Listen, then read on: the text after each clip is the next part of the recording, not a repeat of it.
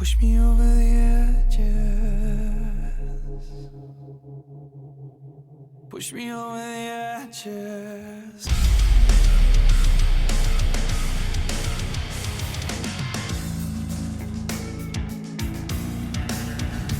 Okay, my passengers are here. I gotta go. Hey, and welcome. I'm Dave, and you are listening to Life Is Peachy, a nostalgia-fueled podcast that allows me to sit here and waffle on about the bands and the albums that became the soundtrack to my life. Does my line of work make you uncomfortable, Precious? No.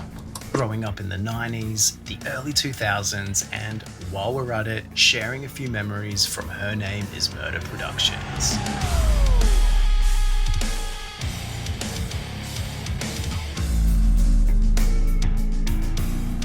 Hey, motherfucker. Hey, Alex, you know what sucks about being a Baldwin? No, what?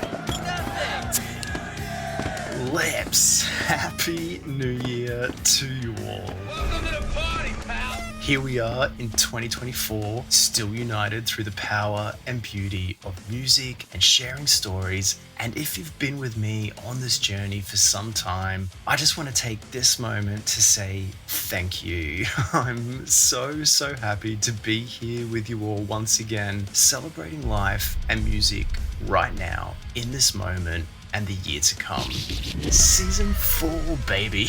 And if you're new to all of this, welcome. It's so great to have you here with us today. It's going to be an amazing year. Let's take Life Is Peachy to the next level together.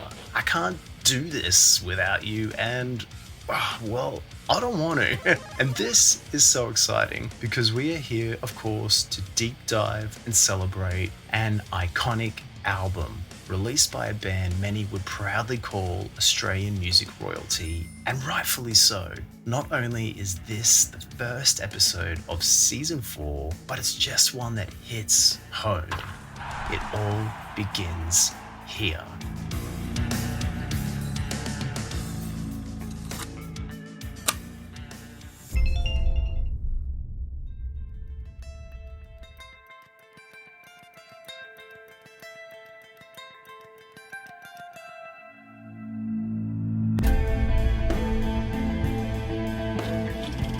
Forming in 1999, the long-term lineup consisting of frontman Clint Boge, drummer Ben Hall, guitarist Kurt Goedhart, and bassist Glenn Esmond would deliver both their self-titled EP and debut album Begins Here within the space of a couple of years, and quickly work their way into the memories and DNA of those discovering them along the way, joining in on one hell of a road trip across the map of life. We'll be all the way out there, all the way. Just be out there in it, big mountains, rivers, sky, game. Just be out there in it, in the wild. This was a special time in Australia, not only with music, but with the zeitgeist and our individual time and place within it all. And maybe there are no words to really explain what this all means. But in layman's terms, there are always bands that seem to represent periods of one's existence, experiences shared with others and with self. And in this specific case, with Australian bands such as episode 12's deep dive with Sunk Lodo, these points in case are taken to extremes, most likely because of growing up and evolving with the bands in that physical sense.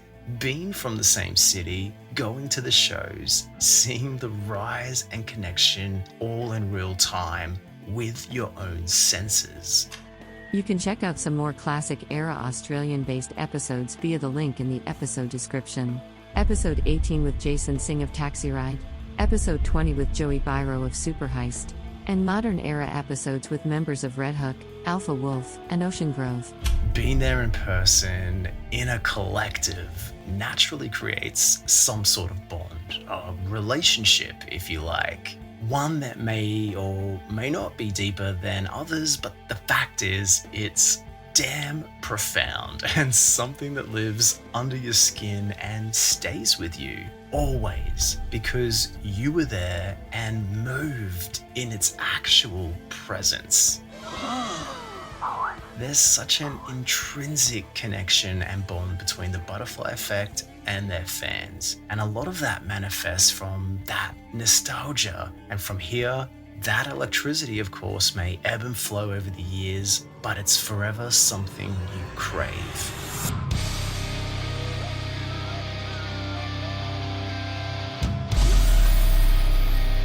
Today, the Life Is Peachy podcast is joined by the one and only Clint Boge to look back on Begins Here, the Butteffly Effect's mammoth debut, which celebrated 20 laps around the sun in 2023. An album that encompasses so much, birthed fresh on the turn of the century, a chrysalis of growth driven by zest, emotion, and life experience, sang onto a blank canvas of hopes and dreams awaiting its final form. Clint, thank you for your time and energy in joining the Life Is Peachy podcast. Hey mate, how are you? Can you hear me? Loud and clear, man. Oh, nice one. Technology, when it works, isn't it fabulous? Isn't it just? You're in Brisbane, I'm in Glasgow right now. It's a crazy world. Yeah, man, it's amazing. What time is it over there at the moment? The following is an excerpt from episode 28 of the Life Is Peachy podcast.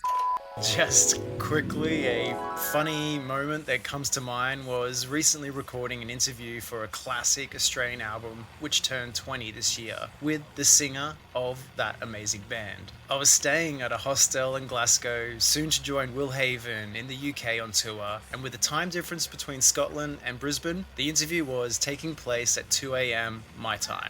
I remember trying to find a place of solitude to carry out the interview, and with the way the hostel was designed and its various after-hour rules, drunk people coming and going, access to PowerPoints, etc., I found myself tucked away in the laundry room on the 6th floor with the door locked and only my laptop light to guide me.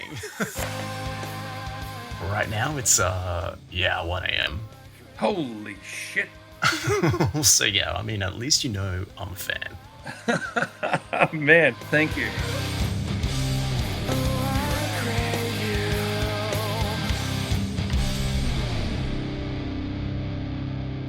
Hey, I noticed on your shirt, on your profile pic, Coal Chamber. That's very interesting because I was going to start a band in the States with Meigs and Mikey.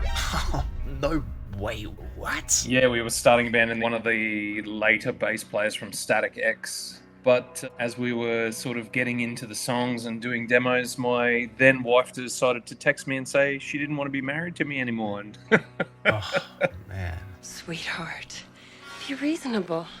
After all, we're married. Consider that a divorce.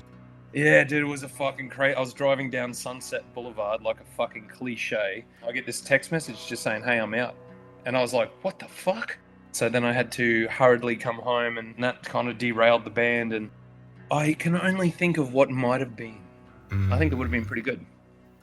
That right there is such a massive what could have been. Yeah, it would have been pretty cool. I've got the demos. I've got like 12 demos that we did. It's all like really kind of American riff-based, just rock and roll. It's interesting because people have asked me, what does it sound like? And I'm like, oh, it's kind of a little bit riffy, a little bit doomy in spots. It's very interesting music. But anyway, there you go. How did that connection with Meigs and Mikey even come about?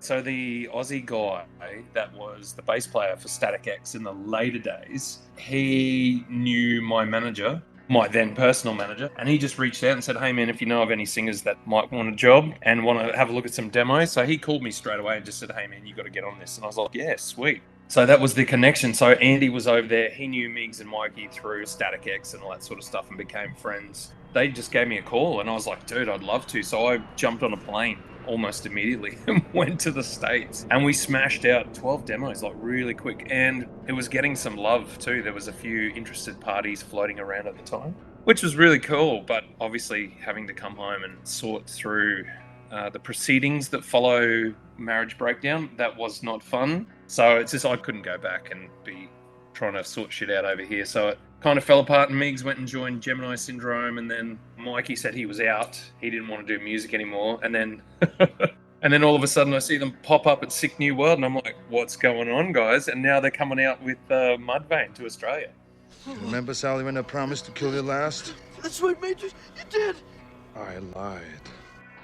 I find it so interesting that a lot of these bands from that ilk, from that exciting moment in time, celebrating 20, 25 plus year album anniversaries, are now considered legacy bands, classic era bands, if you will. And some of these artists, you know, not that long ago, really were struggling to survive and keep their head above water in a changing musical climate and pop culture transformation. And now they seem to have a breath of fresh air and a new sense of appreciation and admiration for their impact on not only music, but our lives and memories. And yeah, in my eyes, the Butteffly Effetc are no different and are such an important band.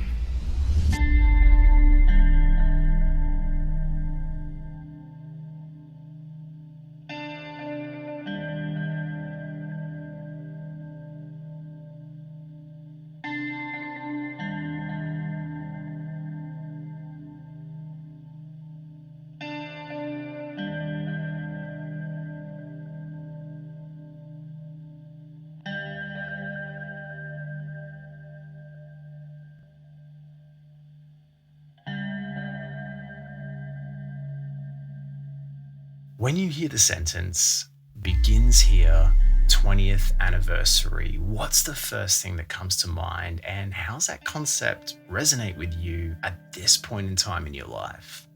Yeah, that's a really good question, man. I think just the fearlessness of a band on the precipice of what would be the beginning of their career and the highs and lows that followed. It was a really interesting journey, man. I actually named the album. I was the one that went into the band room and said, I think we should call it Begins Here, because it just rolled off the tongue. The Butteffly Effect begins here. Start the music.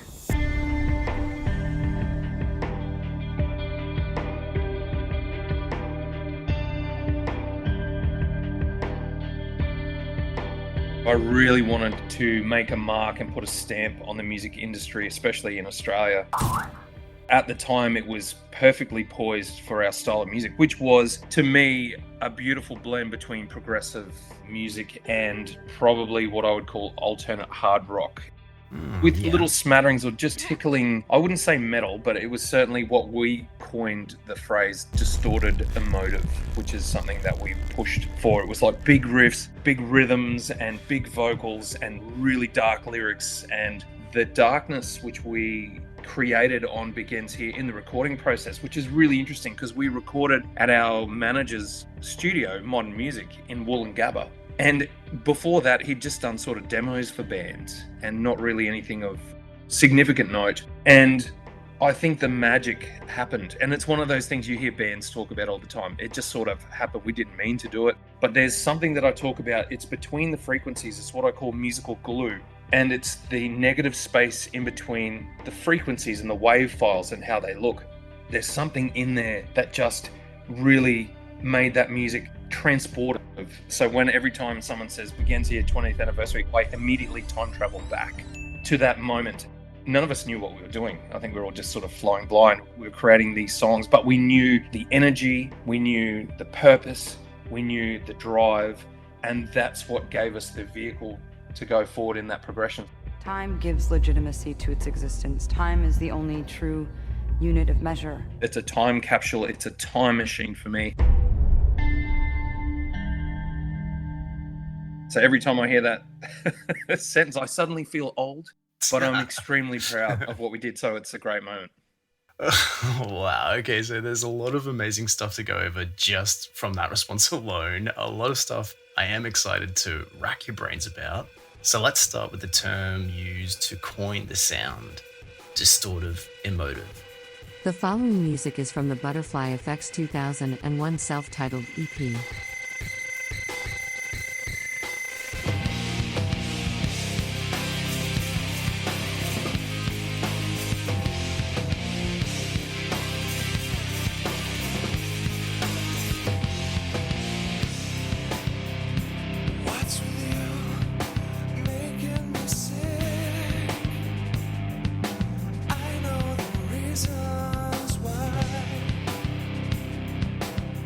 Yeah, that was what we coined our style as. I love that. I don't think I've heard that before. Yeah, so we shared a practice room with the band that would become Dead Letter Circus. And so Kim and myself are very good friends, and obviously we share the same tattoo.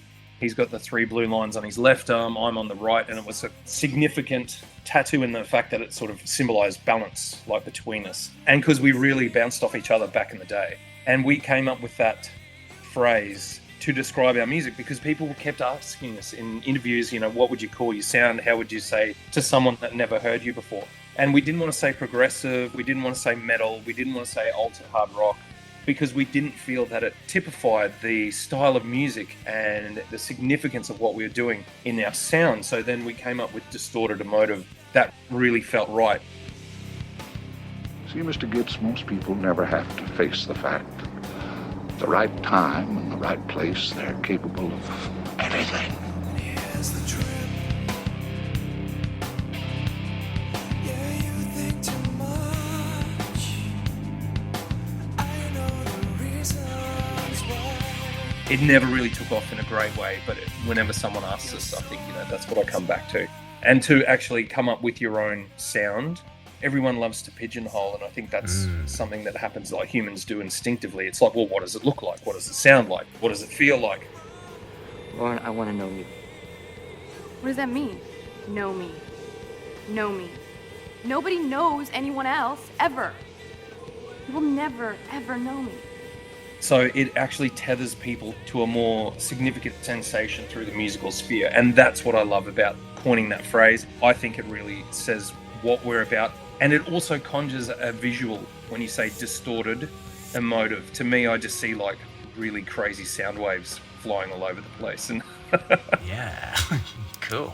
Yeah, man, with, you know, the emotion behind it, because you can't not feel it when you hear the music.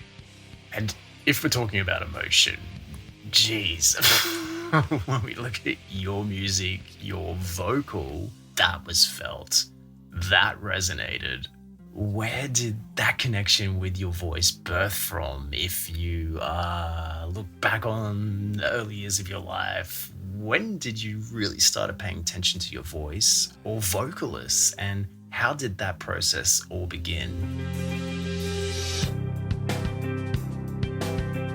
Yeah, that's a good question. So my family, there was a lot of turmoil in my family in my younger years. There was quite destructive relationships around me at a young age.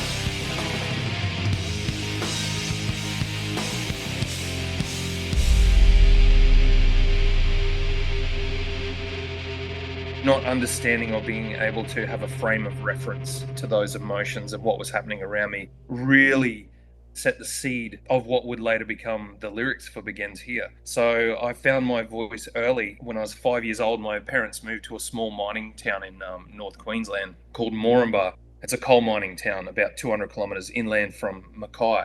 And so it was a very tight-knit community, only about 2,500, 3,000 people in 1980. And my dad, or my stepdad, was, playing bass all of his life, a musician, loved music. He joined the country music club and sort of,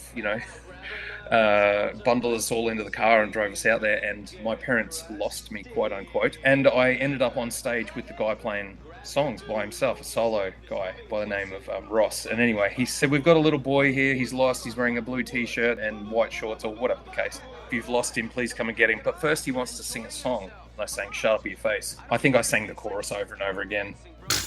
But from that point, I knew exactly what I was going to do with my whole entire life. So I was in community plays, I was in musicals, I formed sort of makeshift bands with people that really couldn't play any instruments. But it was just that was my outlet, but also it was a way to be accepted by my peers. And especially when I moved on to high school, I was bullied quite a bit.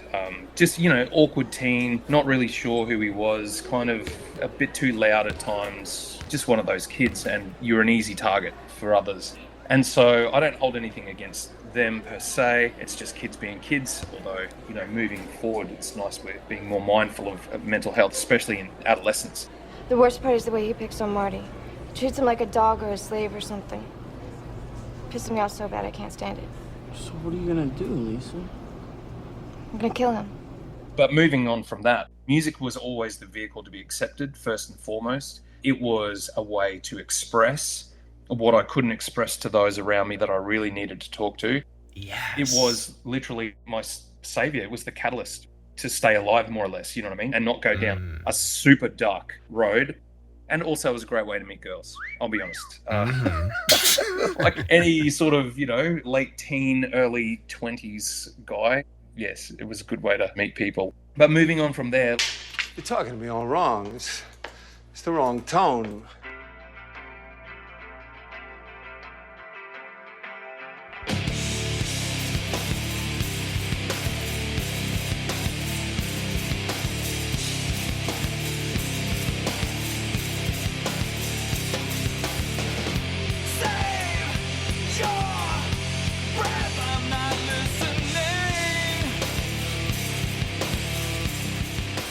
I've done other recordings and been in other bands. Nothing really that was super impactful. But I think when I found the guys in Butteffly Effetc, it was perfectly set up to give me the vehicle to express myself and let all of that emotion and all of those things that had not been quantified before, out.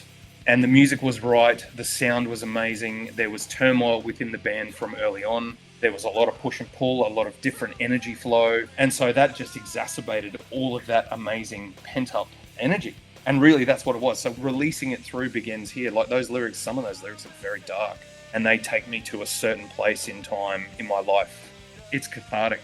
I still think to myself when I hear Begins Here, I'm like, thank God I got that out. Really. Because if I'd have kept that bottled up, I think I would probably have developed a tumour by now. Yeah, you really said it there. I've always felt music was there to give me a voice when I was so often voiceless in life and I didn't know how to express myself or find those words. And then going on from that, you're talking about music as being cathartic. Yeah, it's crazy stuff, man. Can we talk about those first instances hearing the music?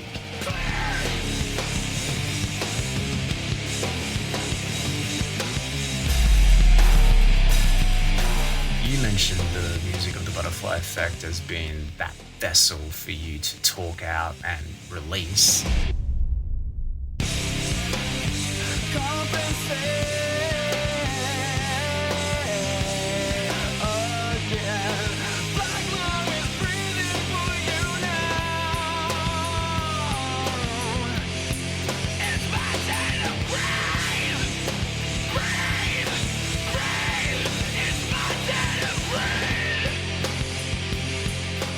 Is that what excited you about coming into the band?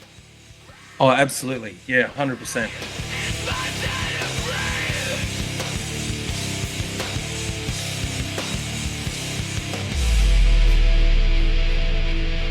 I think when you hear the music, it just so basically what happens is Kurt writes the riff, he comes into the band, Glenn and Ben were hammering it into some kind of cohesive piece that could have lyrics and melodies and vocals on the top.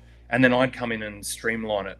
I'd say, well, that verse part goes a little too long. We need a little bridge to go into the chorus. I'll do this here. I'll move my voice over there. Treating the voice as an instrument was essentially my focus point, because I just didn't want to be another singer. I wanted to actually vocalize the pain and the struggle of what I felt, not only the lyrical content, but also through the vocality of what I was doing. And so that was really important to me as well. So Kurt would present these riffs to me and I'd just hear them instantly and I would work out where they were hitting me. So if it was hitting me in the head, I'd work out how hard it was hitting me, whether it was in the heart, the stomach, the body, really trying to change or morph the intangible into a tangible feeling and finding where it would hit me. So then I would basically have a film clip in my head that I would kind of write really quickly or visualize very quickly, because I've always visualized music. And before I damaged my ears, now I've got like really bad tinnitus. Before then, I could see music in color and shape in my mind's eye.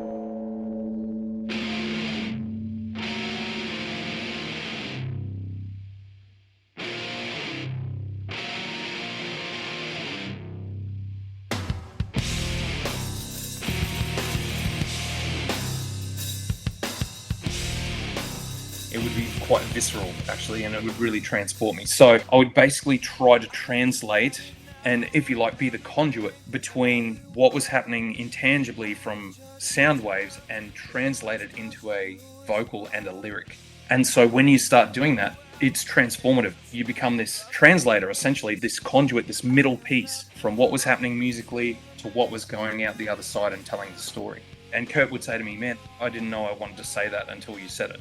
So there you go. Amazing. Everything was quite in sync, if you like. We were really finding an amazing gel inside the music. And as much as there was turmoil around us, like, you know, relationships were kind of strained even back in the early days. And more so when we got out on the road, it became fairly evident to me that even inside my own band, I wasn't exactly the favorite band member. I know. I guess we just must have ourselves an asshole shortage, huh? Not so far. We were just very different people coming at it from different angles, and that's what made it work. And that is, I hate to say it's a cliche, but all over the world, guitarists and singers just have different views, and generally we don't really get along all the time. So, wrapping my head around this, it sounds like at the very least, from early on, you've been quite connected with yourself, to yourself, and how to then express that vocally. To me, it feels like a very profound relationship, a very intimate relationship you have with yourself in regards to that.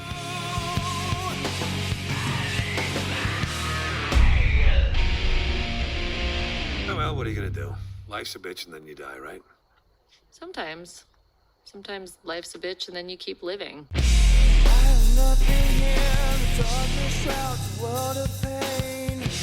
Only voices heard, demented sounds and whispered names.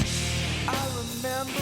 Yeah, I think it's the honesty that comes through the lyrics. So you can code what I call coding lyrics, which is basically begins here. I coded a lot of it. So I used a lot of metaphorical language to convey the literal, if you like. So I coded it so no one that I was singing about would be hurt. Unlike some other artists, not mentioning any names, Miss Swift. The subtlety. Yeah. Because of the gravity of what I was singing about, I didn't want to hurt anyone. But also I needed to be able to sing it night after night and not feel any way embarrassed. I needed to be able to present it.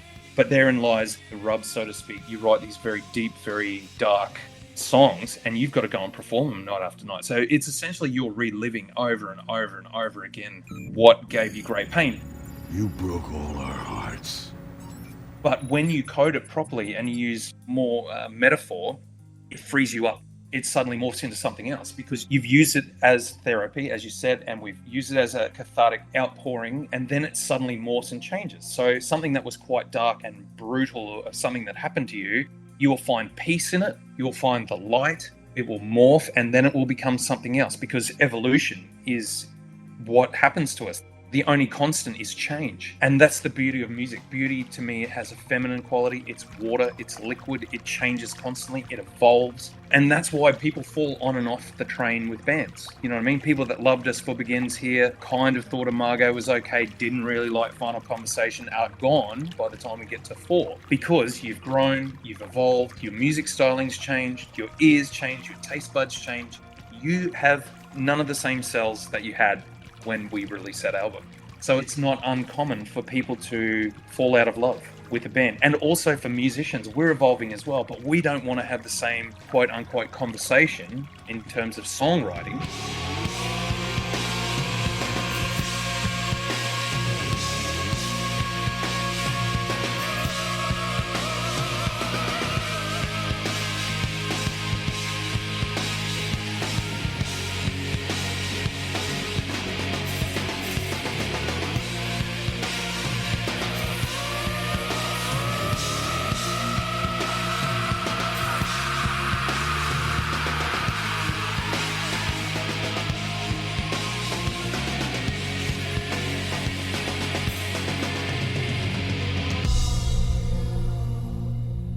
we want to challenge each other and write different things, because obviously we'd get bored. Because if you had 4 Big Ends Here's, as marvelous as it would be for some, you'd lose a whole shitload of fans because everyone would be like, well, they did that last time. You sometimes just can't win, really.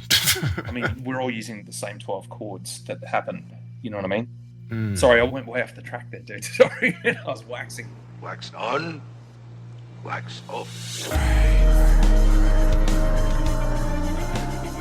Oh man, no, don't apologize. I'm absolutely loving this and getting such a nuanced insight into the framework of your emotion and expression because, okay, for example, when Crave was released, which was of course the first single from your then upcoming debut album, Begins Here, I think about this all the time. I remember really, really feeling your heart and soul in that. And then the music video was released, and so to also see that play out visually from you in your performance, you know, you could see you were living and breathing your lyrics. It was in your bones. 100%. I was captivated, man, watching that performance, your vulnerability and that honesty. And you would also do that night after night too on the stage. It wasn't a gimmick or for show.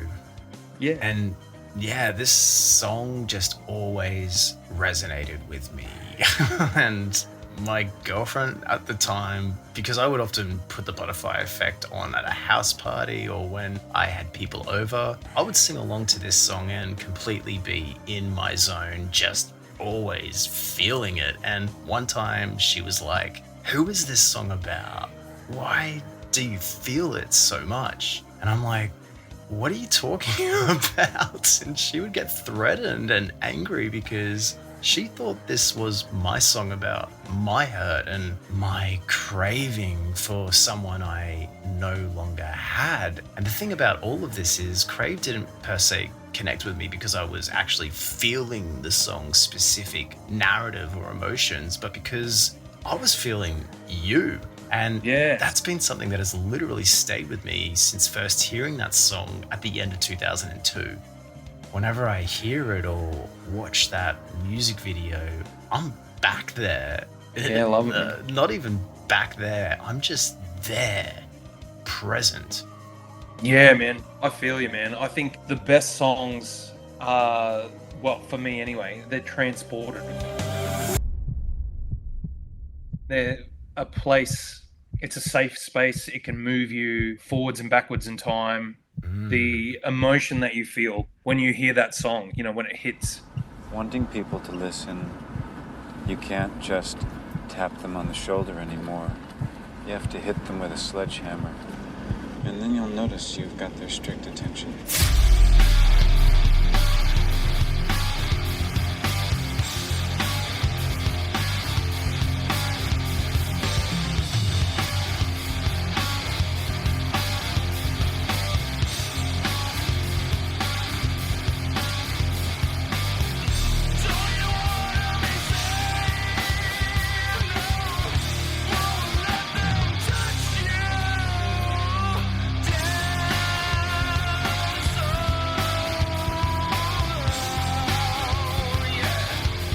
That's the beauty of music, and that's why I love it. That's why I keep doing it. Not only to keep the, I guess, the shuttling of emotion and the way I want to tell stories and keep that alive and keep that going, but it's also the transportative effect of music, because I can be, as you say, you can be anywhere and just, I can be back there at 2003 in an instant. We've had people bring their children, they're now adult children, to our gigs. This moment I had, this guy was telling us about, he brought his 18-year-old son to one of our shows, I think it was in Adelaide, and he said he was standing there just beaming the whole time because they'd got this connection through the same band that he was coming to see 20 years ago, and now his son is standing beside him sharing this moment of the same band. And he said it was like this really interesting moment. He said he almost felt like he was 18 again, standing next to a mate, and I'm like, whoa. I'm getting the chillies now just thinking about it. Man, it was incredible. This whole moment flashed before his eyes. And he said there's very few bands that could do that. And for you to feel the way you felt through that song, to me, is absolutely what I was trying to do with anything in music.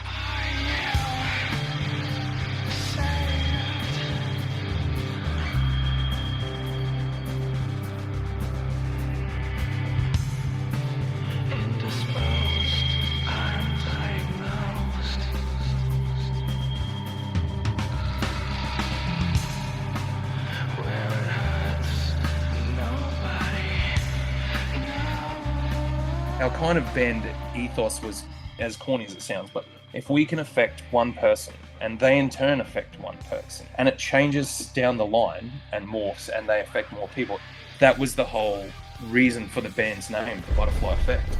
That evolved as well. It was a really cool name back in the day, and Benny found it in this book that was talking about the prediction of codes and people dying and things happening in the world and whatever. It was kind of like an evolution of chaos theory.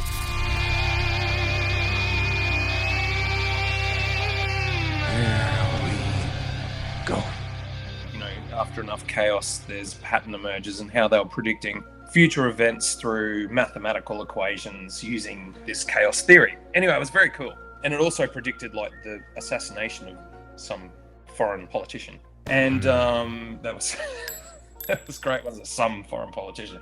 I read about it in a book. But if we could affect one person and they in turn affected one person, etc., etc., etc., then that would be the true meaning of the Butteffly Effect. And that was our grand plan.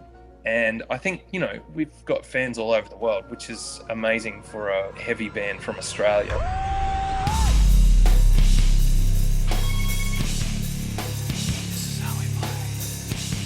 And what that means to a lot of people today, and it's something we touched on earlier, was the transportative effect of music and that time machine, that time capsule. And it's interesting because we've had so many people say it was the summer when I left school.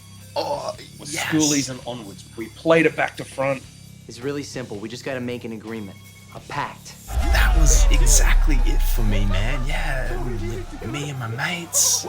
100%. And so you are transported back to schoolies with your best mates and you're hanging out and it's big nights and it's crazy time. And just a massive crossroad transitional time in my life, you know, finishing school and about to embark out into the world.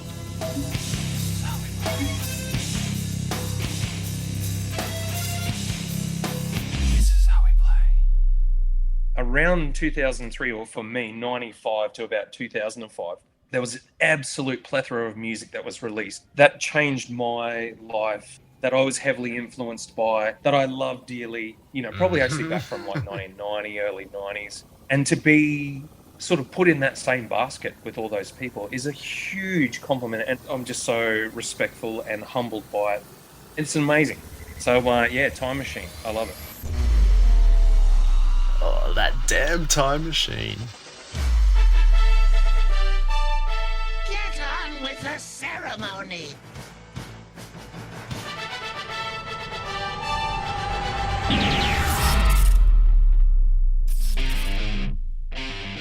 There used to be an independent music store in Stones Corner in Brisbane, and I remember going there one day for a browse, and the lady working there was actually playing the EP, and this was before you were signed and later re-released. So yeah, she had the independent EP, and I hadn't even heard of you guys yet, but it was there stacked up on the counter and on a store front rack. And as I was browsing, I obviously was also taking it in and listening to it, and she came up to me and asked if I had heard of this band called the Butteffly Effect. And I can't remember exactly word for word what she said, but she was either family or a friend with one of you guys in the band and recommended I check you out. And I was like, sure. Okay. Dude, I love that. I'll ask the boys. Yeah, someone will definitely know who she was. I wonder, hey. Yeah, she said something like, expect big things from these guys. And that's actually how it all began for me. It begins here.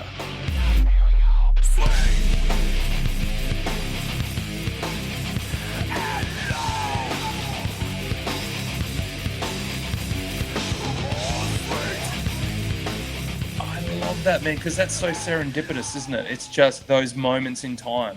They call it synchrodestiny, which I find just a fabulous term. And it's a crossing of paths with people that you wouldn't normally cross paths with. You know, like it's missing the bus and going, fuck it, there's a music shop across the road. I got to wait half an hour for another one. I'll go and have a squiz. You know what I mean? Yeah, man, that's it, hey. Yeah, synchrodestiny is amazing. Oh, it's not like you knew.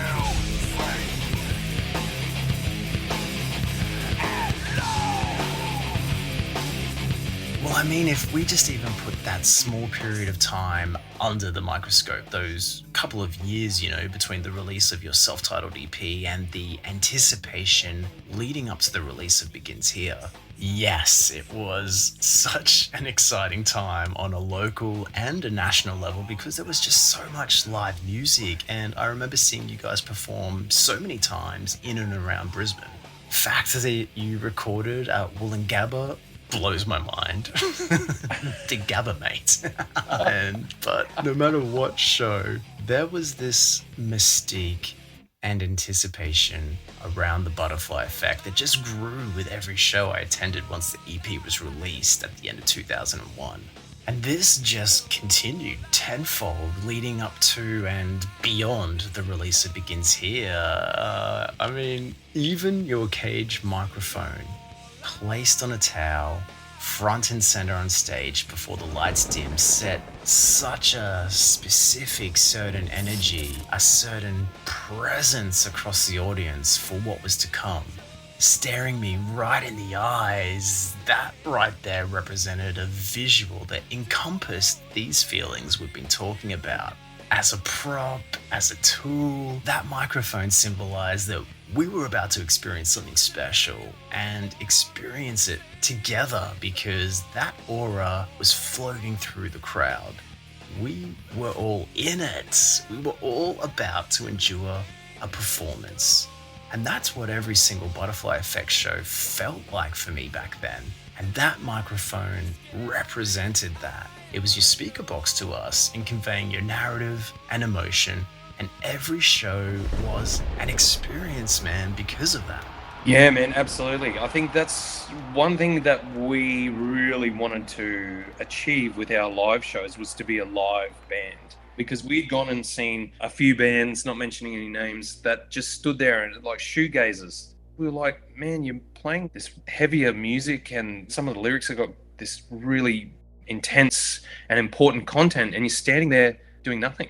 And I can't help but move. As soon as I hear those, I've tried to stand at the microphone and just sing. It's very difficult because as soon as I hear the music, I just get swept away. It's almost like a different part of me takes over. To be a little cliche, it's almost like a switch gets flicked before I walk on stage. So there's like off stage Mr. Boge, and then there's on stage Mr. Boge, and they are two very different people. And the transport between them at that moment is instantaneous. As soon as my foot hits the stage, boom, I'm somebody else. Whatever your name is, get ready for the big surprise. You're me. And then the performance takes over.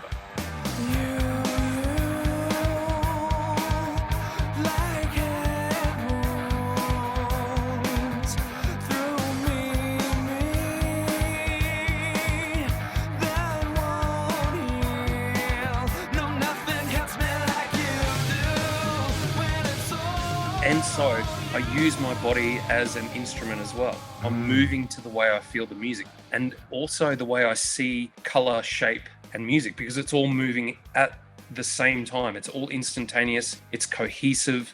And so I'm basically showing the crowd how I see what I'm singing, and using my voice as a tool and an instrument really reinforces the music, the emotion, the movement. And so sometimes when it's crazy, when it's all over the place, I mean, I don't move as much now as I did back then. Being a bit older, it's a little bit more difficult to keep the air in the lungs and keep singing with all that like frenetic movement. But that's how I see the sound. Yeah. And so basically I use it as a channeling instrument, my body as a channeling instrument to kind of pinpoint and laser focus how I feel about the music. So what you're seeing is exactly what's happening in my head with like shape, movement and color.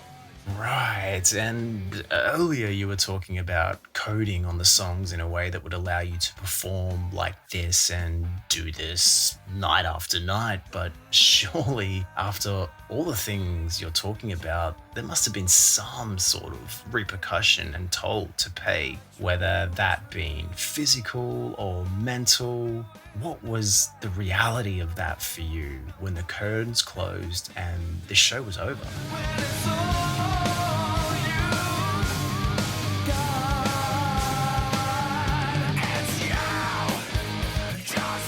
Yeah, absolutely, man. It's draining. It really does leave you depleted of, I guess I would call it an essence.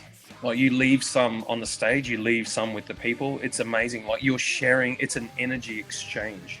And that's why I love the crowd. That's why I've always been super respectful and thankful. And my gratitude goes to everyone that's ever come to a show, because we are exchanging energy. Like, the people that you're standing next to, the band, you know, it's this amazing movement of feeling and emotion. It's just you. It's just you.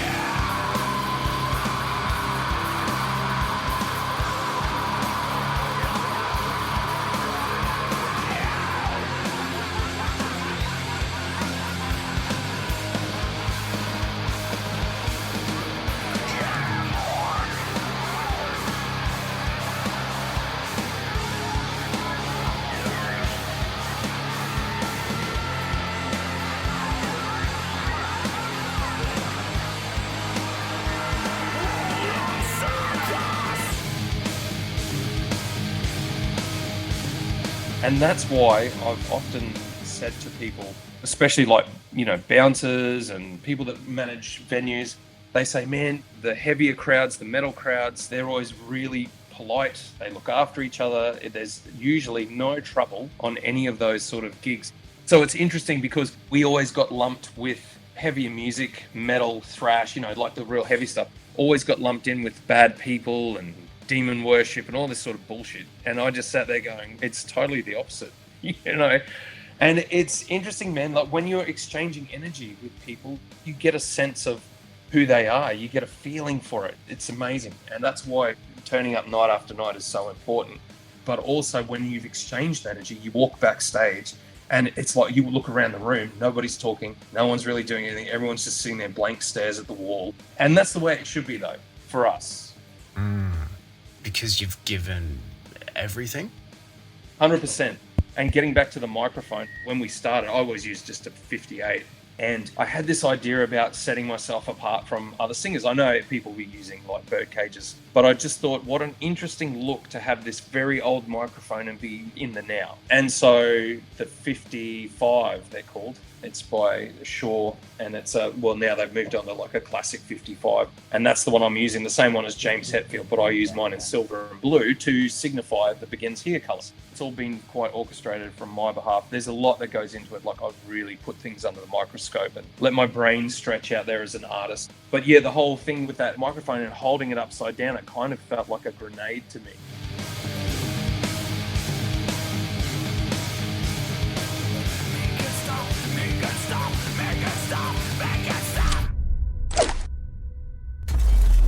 And that's the explosive nature of what you can do with music and with your art.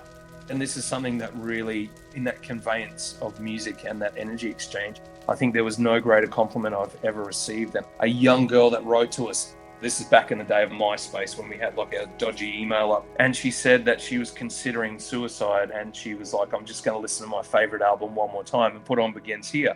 It stopped her from doing that. She kind of found this light or this want to keep going. And that is the ultimate energy exchange.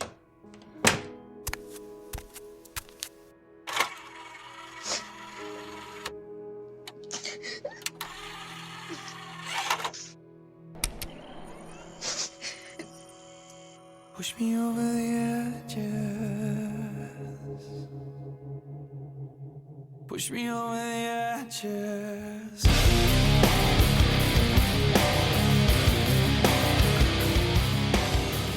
From here, you will now experience 2003's Begins Here. Suffocating the senses, you strip me defenseless. I know you.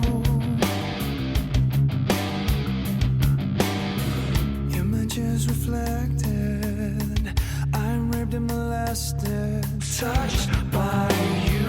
And I won't hide till I've gone through. Perception or reality, and what we see is not always what we see. Deeper inside you'll find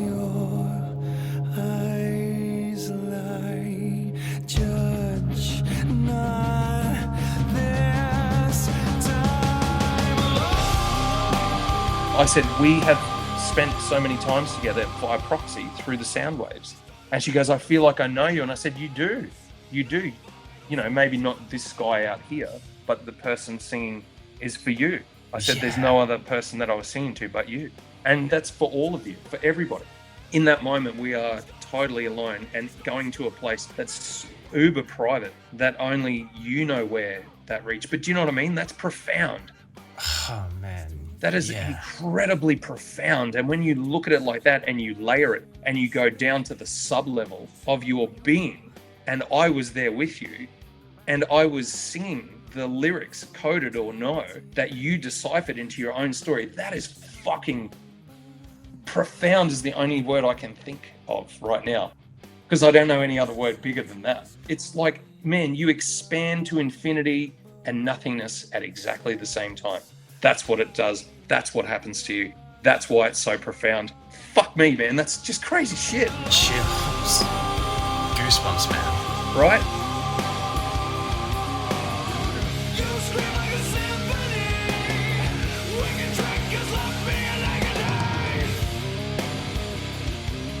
Dude. And that's why it's so fucking important to back it up. Like, sorry for the swearing, mind you. Just beep it out. That's why it's so important for us to be accessible. And this is why we go out to the merch desk. This is why we want hugs. This is why we sign every piece of merch you've got and give you our 5 minutes of our... is because we have gone to the depths of your core and back again.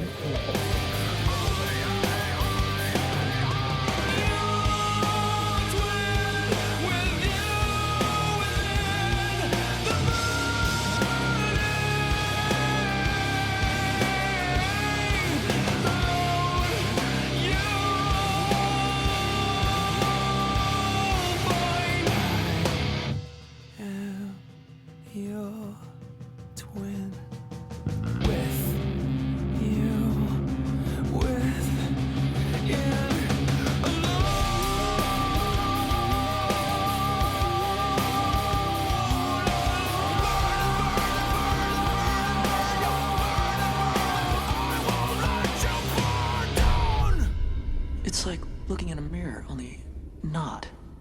And this is something that annoys me with musicians. Look, you know, some people don't want to be touched by fans. Some people don't want to talk to them. I get it. It's okay. But for me to actually embrace somebody and put a physical touch, like the intangible, making it tangible for them is so important. And I think musicians are missing out. And they really are, because just, you know, it makes you feel warm and fuzzy. It's good for us too. And who doesn't want a hug? I think we should be doing it more. More hugs for more humans. Hear, hear. Hug your nearest muso. Yeah, I mean, a hug can go a long way, and often it can do a lot more than words. Absolutely. I've been watching you all night from across the room. Why don't you go back there and keep watching?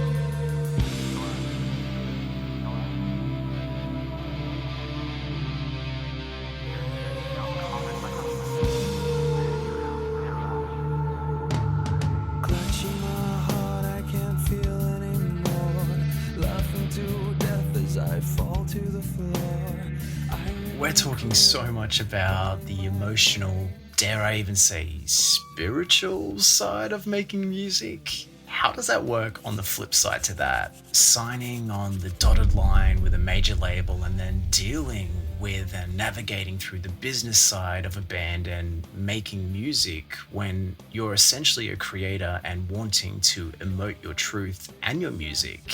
How do you handle that juxtaposition? Yeah, man, that's terrifying. It really is. I've got a phobia of entering into contracts, just generally. There's a fear that's inherent in the back of my mind. I don't know whether it's coming from millennia of evolution, of not being locked into something. It's kind of more nomadic.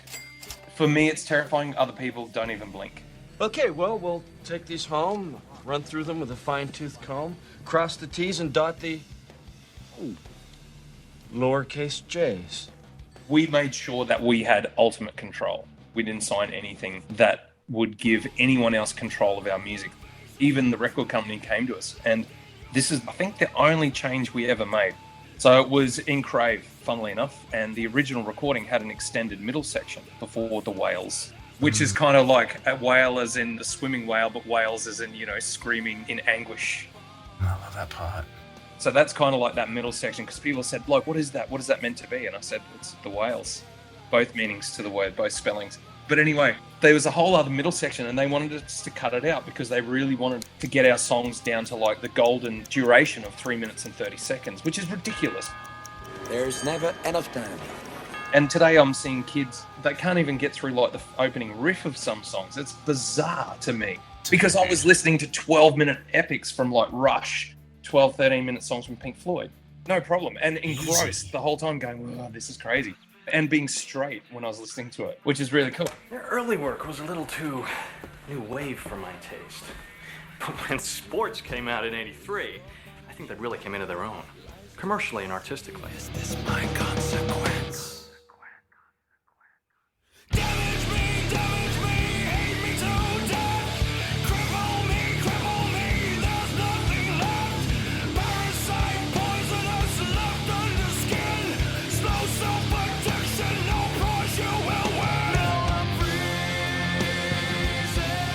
So it's terrifying to sign the dotted line, but we made sure we had ultimate control, and we made sure that we had very good people around us, and that is so important for young bands. Please, please, please, to all young musicians listening out there, put good people around you that want the best for you. But also, they've got to get a kickback out of it. They've got to get something out of it themselves, otherwise some people wouldn't do it. But when you put good people around you, such as management, producers, tour managers, all that sort of stuff, they will help you not only stick together, but they will help you streamline your business. They will look after day to day. And that's the stuff that will really disintegrate the love for music. That's so true.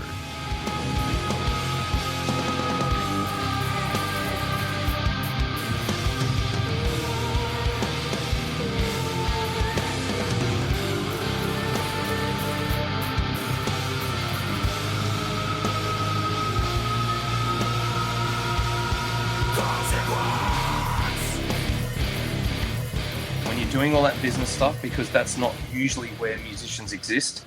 We exist in the creative realm, and that's where we feel most comfortable, and that's what we do. We are storytellers. We are the purveyors of story time. You know what I mean? And we're the escapists, if you like, and translators for the greater energy up there in the ether.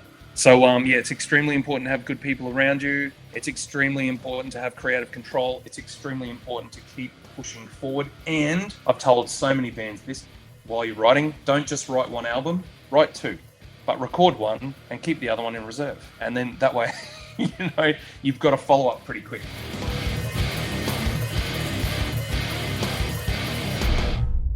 But to us, man, we were just extremely lucky. We had a great manager, Dave Leonard, who looked after us extremely well. We recorded at his studio, so it was a double whammy. We were signed to Village Roadshow in the early days, so we got our film clips onto the start of movies, which is an amazing tool because the internet hadn't yet grown to the behemoth of advertising and social media platform that it is today.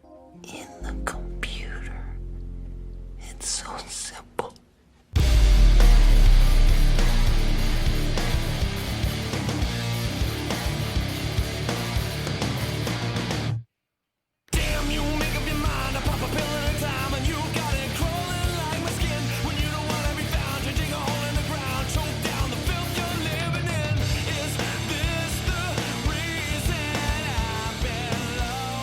Just saying, if anyone wants to get the rights to some Begins Here music and put it on their TV show and or their new blockbuster billion stream selling song, go ahead and call me.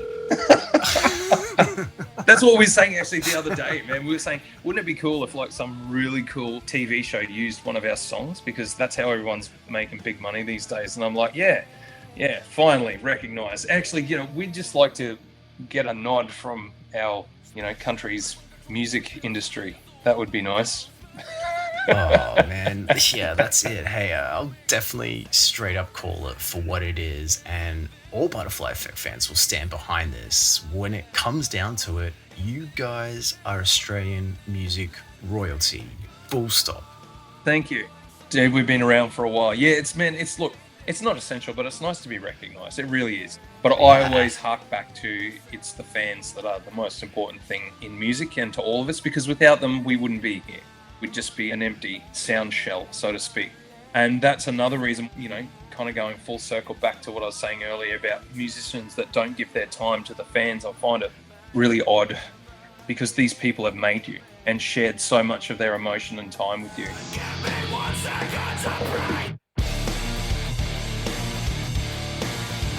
1 second.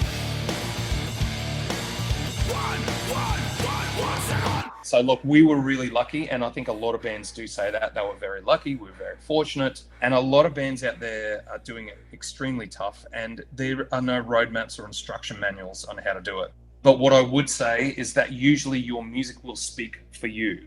If your songs are good enough, if you are good enough, then you will get the now likes and shares and subscribers, and people will start to take notice, because I know record companies now are like, well, how many subs have you got? How many likes have you got? Blah, blah, blah, blah, blah. And I know that stuff can be manufactured, but I think always your music speaks for you. And if you get out there with your own crew, you start putting on your own shows and you start making money, then the business side of it will sit up and take note, because they want to make money too. And I hate that it comes down to that, but that's the world we live in. Money talks. Here comes the money. 1 second. 1 second. It's a long time now, but you never listen. It's the wrong way round, but you never give in.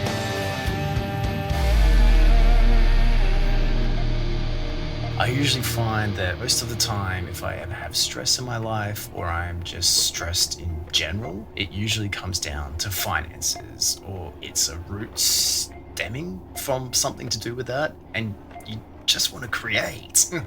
Man, I'm with you. I'd love it if we had like a universal basic income for musicians and creators. I think that would be pretty cool. So that way we could supplement our incomes, and well, that would go into small businesses and smaller studios and music shops and all that sort of stuff.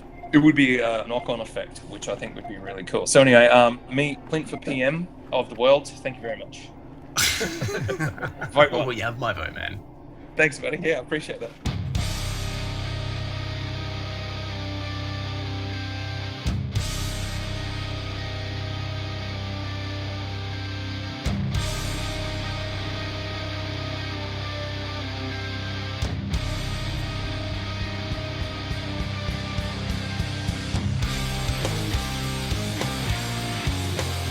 When you crave, hurts like slave. What lessons did you learn about yourself recording the self-titled EP that you then took with you entering the studio for Begins Here? Man, that's a great question. Yeah, it's tough, man. Singing at the velocity that I was singing at and the power that I was outputting through my vocal cords definitely took its toll, but there was no stopping us. We were young, we were full of beans, full of energy, and the music was the vehicle, and it was visceral, and it was loud, and it was in parts angry, but also, as we said, quite cathartic and introspective and reflective. I definitely learned a lot about myself. Go as hard as you can and really try to make sure that you're left at the end of the recording session as happy as you can be, because then obviously you've got to listen to it a million times and go and perform it a million times. So the lessons that I took in were to, man, just sing as hard as I could possibly sing.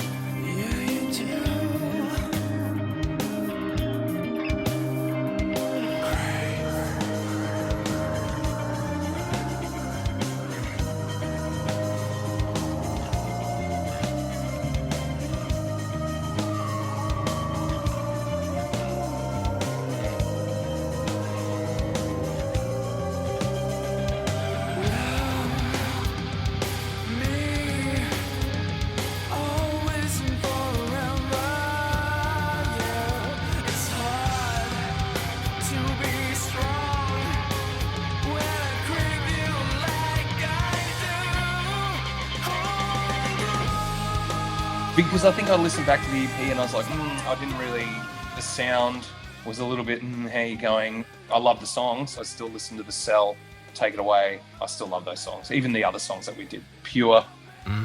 Pure is amazing. I love that stuff, man. They were our first songs. Take It Away was the first song I think we jammed. Wow, huge. Yeah. A funny thing that came up the other day in another podcast actually was I was very sick. I got this really bad flu when we were recording Crave and 1 Second. So if you listen to 1 Second of Insanity, you'll hear that my voice is quite different to the other songs because when you're trying to sing with your nose blocked, that's why. So it came out, damn you, make up your mind like that. And with Crave, funnily enough, I was like really sick. I did a demo recording about 3 weeks before we started and we recorded Begins Here in chunks. So it was like 3 songs, 3 songs, 3 songs and one at the end sort of thing. And then we bookended it with the intro and outro. Anyway, I got really sick before Crave 1 Second, so I did 1 second, but I blew out my voice. And then I called Dave, our manager, producer, and I said, man, I can't do it. I can't sing today. He's like, mate, we've got to get this done. And I said, look, I'll come up and sing anyway. So I did, and it sounded like shit. And so we used the demo vocals that I sang like 3 weeks before because I had a good day in the studio and I blitzed it. So he's like, man, we've got it. Don't worry about it. It's fine. And I was like, yeah, but there's a couple of lyrics I slid into because they weren't actually written at the time. It's funny. What do you mean?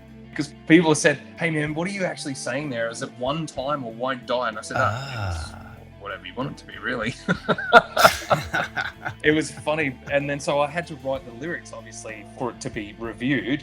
So that, you know, when it goes out on radio and all that sort of stuff. And I think I was just sort of flying by the seat of my pants. I went, sounds like one time. Yeah, that sounds like Won't Die. I'll do that. And you'll know it when you listen to the song because you can hear it. Yeah, I know exactly what you mean now. Yeah, it's what I call sliding lyrics. Got so there's it. a bit of trivia for you. There you go. Just something else to make the song completely unique. 100% dude. Yeah, that's exactly right.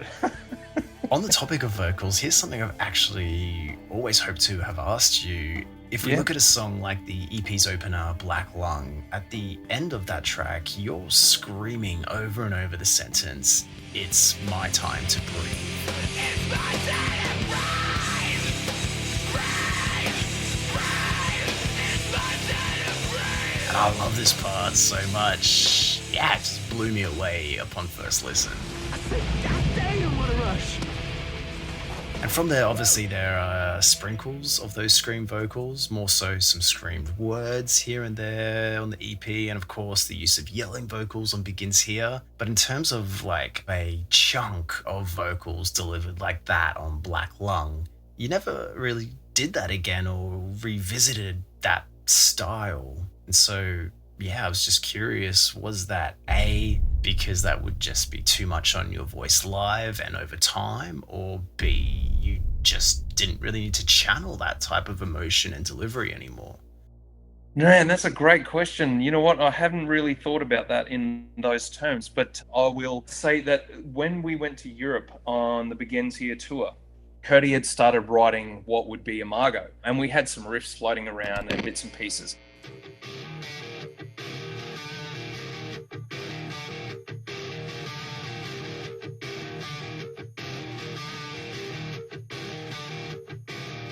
The guys asked me, I still remember, I think we were traveling between Germany and Austria. We're on this big stretch of Autobahn, and the guys said, we really want you to change your vocal style, delivery, and lyrical content. And I said, why is that? And because I think we'd been lumped in with... the new metal crowd, I would say for sure. 100%, yeah. And the metal crowd, and it was so not us, and we just didn't feel right being sort of pigeonholed as metal. We wanted to move away from it and probably write songs that better represented who we were evolving into. And also because the EP and Begins Here was such lyrically dark, musically dark pieces, we wanted to go in a slightly different direction, still bringing everyone with us, so to speak, and still making it heavy and riff-based, but just changing the content so it was a little bit more, I think, personal and less coded. And so that's what we did. And so there was no real room for any more shouts or screaming. I think there's a couple of songs where I actually did it in the demo phase that got kind of weeded out fairly quickly.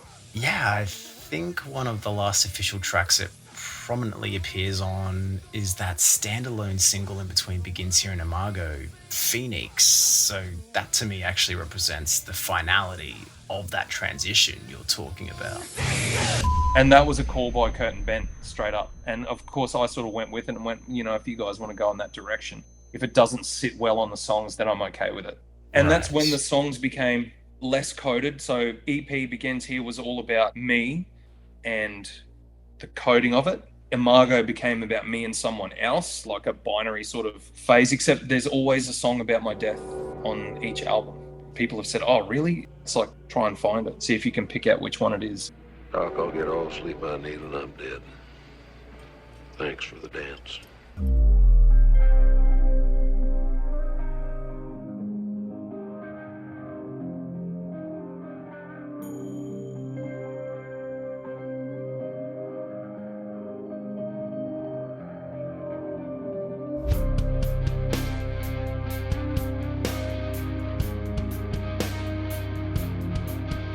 They asked me to change the vocal delivery and styling, which I did, and I was quite happy to do that. I didn't really believe in it at first. I was like, I don't know, man. I wanted to write Begins Here Part 2. That's really what I wanted to do. And we had demos left over at the end of the Begins Here writing session that we could have used. Oh, man, don't tell me that. So it was interesting, man, and that's why you don't hear any more shouts moving forward. And then when we got to Final Conversation, I wanted to experiment, man. I wanted to get like crazy with. When we wrote Worlds on Fire, the guys didn't initially want to put it on the album. I actually stomped my feet and said, mate, I'll quit, kind of quote unquote, I'll quit. You know, if you don't put that on the album. And that was my way of putting my foot down. And that's the evolution of the band. But man, look, people still say to me, what's your favorite album? I say lyrically and vocally Begins Here. Sonically, I think we really hit it with Imago because Joe Barresi just smacked it out of the park. But yeah, that's why you don't hear any more screamo or shouting stuff. We've glossed over relationships within the band, but what about your manager and Begins Here producer, Dave Leonard? What did you learn from working with Dave, and what did he bring to the overall experience? Dave was great. Dave really helped us streamline not only our songs, but also just our attitudes. He helped really forge a great attitude towards our work ethic live and a great work ethic inside the studio. He was a mentor, he was a coach, he was a friend, he was an ass kicker. He took no shit, and that's the beauty. And Dave, yeah, sometimes it was kind of like just a little bit underhanded or to the side, and sometimes he'd just smack you right in the between the eyes.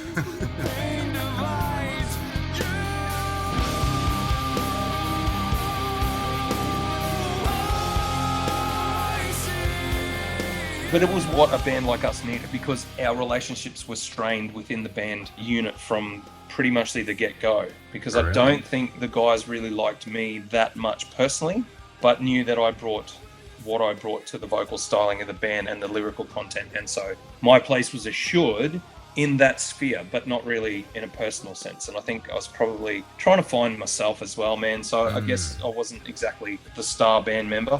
I don't know how we got here. I've gone above and beyond for you, for us. I don't feel you appreciate me.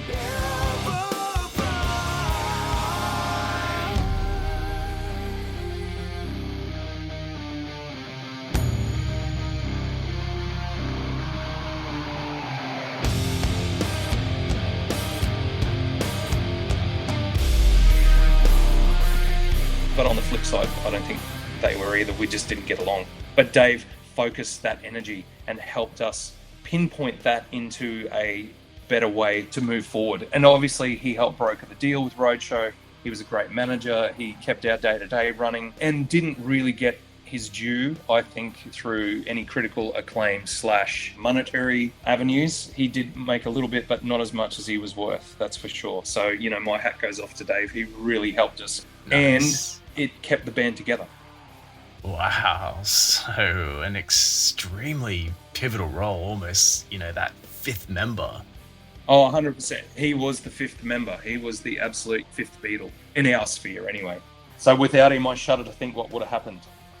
Yeah, I find it so interesting because in and around that period of time, if I saw his name as producer on the back of an Aussie release, I consciously invested in checking that out because he was associated with a lot of great up-and-coming bands and releases. Amazing stuff with Devolved, Melodicy, Japunga, Prefix, you guys of course, and even the debut self-titled EP from the Amity Affliction.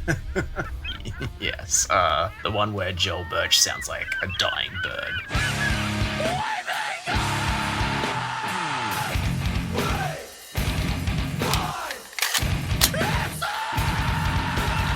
As time has gone on, I've often wondered what happened to him because he definitely had moments there. Yes, Dave did very well out of property and stock market and stuff like that. And also, he created his own YouTube channel called The Solo Angler for all those fishermen out there. And he's done very well for himself. He loves fishing, and now he's traveling the world and enjoying life, which is amazing. So he did really well, you know, coming from being a humble music store salesman to being pivotal in my life, not only in music but also personally, to, you know, now enjoying the fruits and traveling the world. And I think he's in South America somewhere. Right. He learned Spanish. That's how much he wanted to go over there. So he's an extremely intelligent guy and a great guy as well, and someone that will tell you the truth, whether it hurts you or not. It doesn't care. He's just like, mate, that's what it is. And I think there needs to be more people like that around you, because if he didn't like the song, he'd go, that's shit. And he goes, just my opinion, but I think it sucks. Take it away and rework it. Actually, on Begins Here, this is a great story. When we recorded Beautiful Mind, I had the chorus, which is the little, like, you know, bridge section back into the end chorus, which is again and again and again and again. That one, that was my chorus. He said, Clinty, that's shit. That's not a chorus. And I'm like, oh, it's because I was trying to channel this real Maynard drone thing that I was going for. And he said, that doesn't work. And you need a chorus. He said, go home, write a chorus, and then come back tomorrow and we'll record it, because it needed to be done. So I'm like, oh yeah, cool, Dave, I'll just go home and write a bloody chorus, will I? So I went home, which I lived on the Gold Coast at the time, so it was an hour and a half home. I got home, I was absolutely knackered. I spent till 2 o'clock, maybe 3 o'clock in the morning, writing the chorus that you now hear for Beautiful Mind. Sometimes it falls out of you, sometimes it takes a lot to wrestle your brain, your heart, your core to expel the emotion and the lyric that is needed for the song. That's not easy, and that will drain you. So I wrote this chorus. I went to bed at, like, you know, ridiculous hour in the morning, had bugger all sleep, got up, drove back the hour and a half to Brisbane, and I walked in and Dave said, have you got the chorus? And I said, I'm pretty sure I have. So I belted it out. We hit record straight away.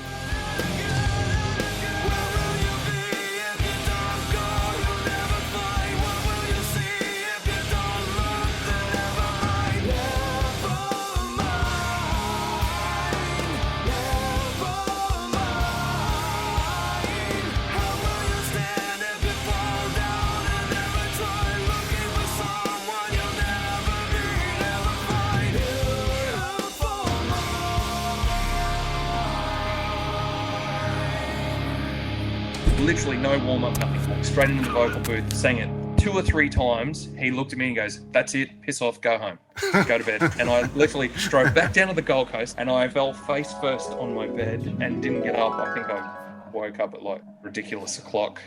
I was just drained, spent. But the beauty of it was when we sent it away to Tim Palmer, who, you know, has got an amazing list of credits for mixing.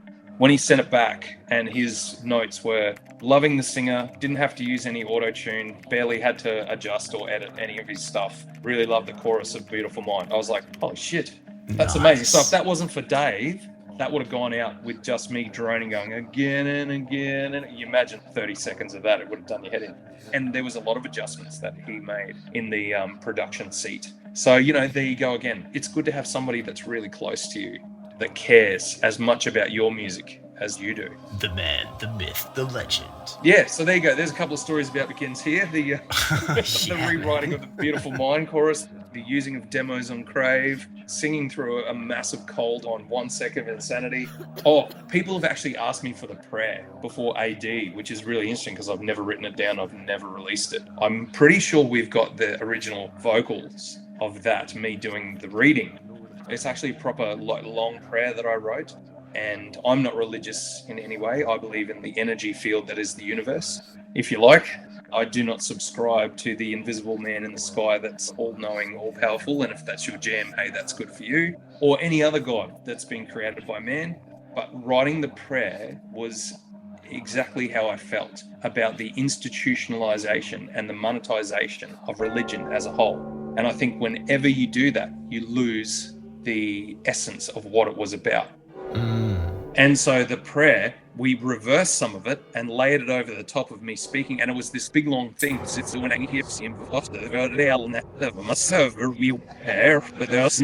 Dave chopped it up and edited it. And I'm like, Dave, it kind of doesn't flow right or make sense to me because it was this 3 paragraphs. And he's like, man, it's too long. Dude, you're going to lose people. It's too long. So he chopped it up and edited it and put it all together. And there you go. That's what you hear. But people keep asking me, and they're like, man, can we get the prayer? And I'm like, dude, no.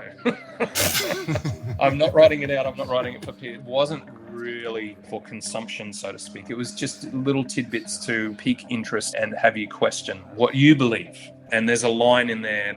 Well, there's actually a couple that sort of I'm poking my tongue out at organised religion. And also, case in point, there was a young guy who wrote to us who said, he was at a Catholic college boarding school and he put up a poster of Begins Here, and the masters asked him to take it down because they'd heard AD and heard the prayer.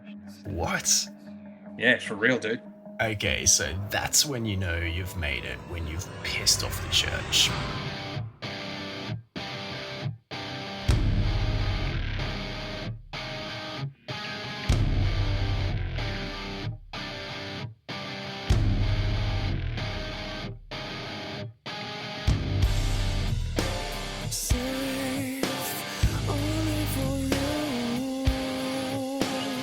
Earlier I mentioned the momentum and anticipation surrounding the Butteffly Effect and that growing fanfare and fan love towards yourself and the band.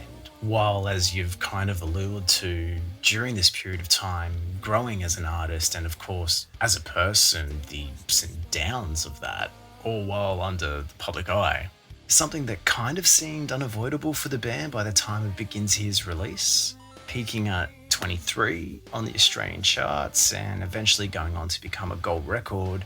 Did you notice that your life was or had changed during this period of time along with the success the band was receiving from both critics and fans? And if so, how did that impact you? Man, that's another great question. Yeah, so we started at the Basement. Yes, the Basement. Queen Street Mall, 2000. The band had just formed. 2001, we were kind of working on the bones of the EP. We got this residency in there playing on Wednesday nights for uni night, dollar drink night, if anyone remembers out there, which was awesome. What a time to be alive.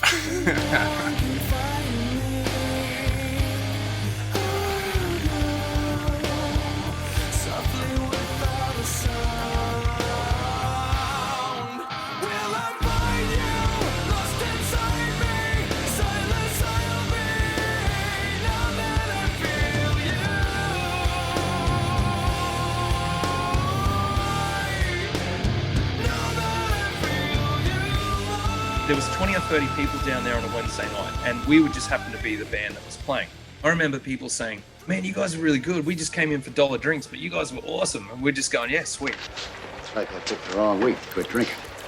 When we saw that starting to build, we knew something was happening. And then Triple J picked up, Costa Zulio picked up our EP, played Take It Away for Richard Kingsmill one night before, like Hard and Heavy, or 3 Hours of Power actually it was. And that's when shit started to change. So then we noticed the crowd building at the Basement because it was free entry and dollar drinks. Who wouldn't? Once again, what a time to be alive. And then I remember distinctly playing at the Waterloo to 150, 200 people. And we were stoked, man. We were like, fuck, this is great. And we started mucking around with the bones of Begins Here. So we were playing, the EP got released. We started playing that. We started mucking around with the demo versions of Consequence and stuff like that. And it was going great. People getting great response. People really digging it. And then we got Falls Festival, which is amazing. We played Big Day Out 2002, got Falls Festival the same year. We had more demos. We started playing them. People going, hey, dude, really like that music.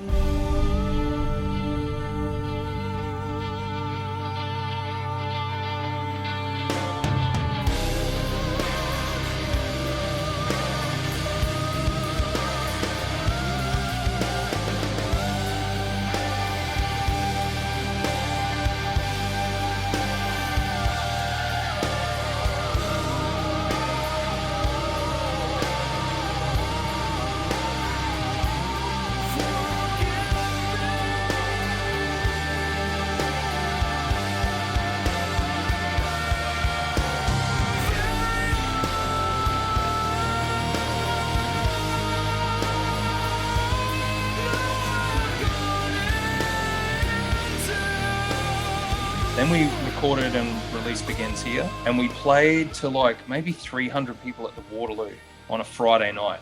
And we played Perception Twins straight out the box, and no one was singing. Everyone just stood there and looked at us. And I was like, oh man, we've stuffed this. We've shut the bed. This is going to be terrible.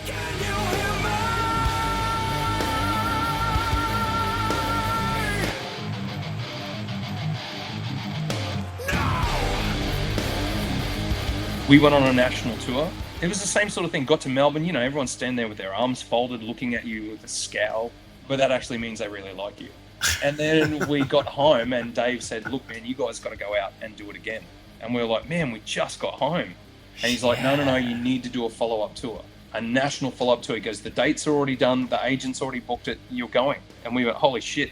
So we went back to the Waterloo a couple of months after we did our first initial run, and we played to a sold-out crowd of like 800 people. And everyone was screaming Perception Twin out because we started with the same song. Good. They were screaming the lyrics of almost every song. And I remember looking over at the boys thinking, holy shit, this is happening. Building that grassroots by just traveling and touring and playing over and over again. You don't have time to sit back and really take it all in because it's all happening to you so fast and you're in it. Well, then you never want to miss an opportunity.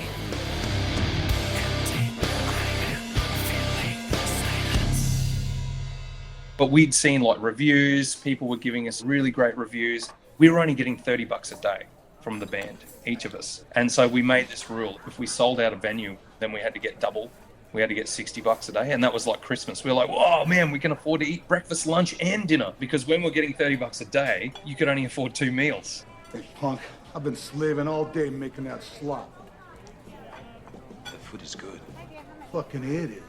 And I still remember in Sydney going to this 2-for-1 breakfast, and it was tiny, but we didn't care. We made really good friends with the restaurant owners, and they were like throwing extra food on our plate. So I'm just a cook. A cook? Just a lowly cook.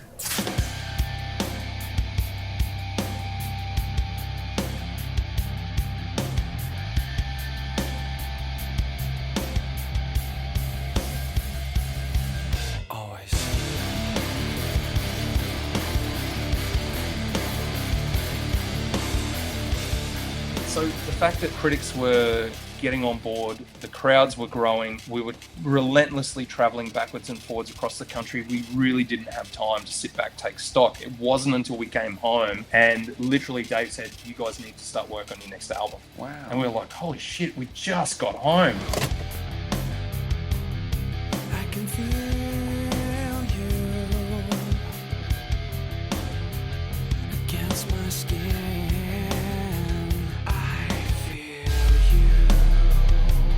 Like the poison.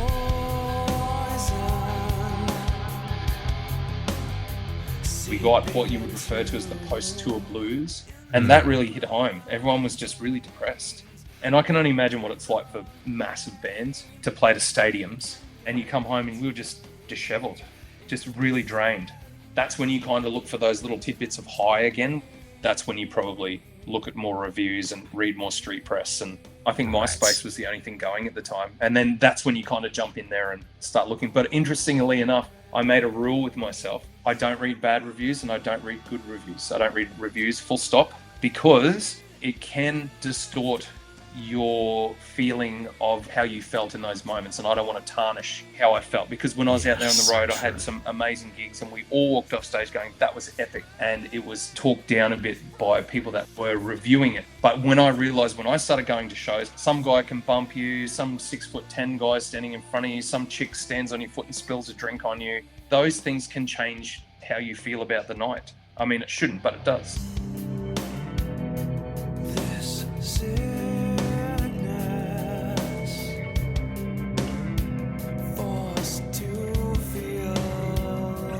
Case in point, Begins Here got reviewed by a street press magazine in Australia. I won't say which city or who it was. But anyway, I got a call for an interview by the same street press. And they said, oh, hey, man, you know, how's it going, blah, blah, blah. And we got onto the topic of reviews. And I said, yeah, man, what's the go with the dude bloody reviewing us? Because I just wanted to ask. Tore us a new arsehole. Just said it was terrible, blah, blah, blah. And he goes, oh, the little punk chick. I said, what? He goes, oh, that's a pseudonym.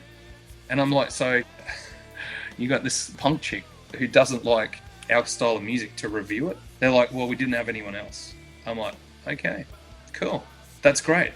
So that in turn really set the tone for me not to buy into reviews, good or bad, because it's one person's opinion and you don't know who that person is, and you don't know the kind of day they've had or how they're feeling or what they're into. Is it good for you? I've had better.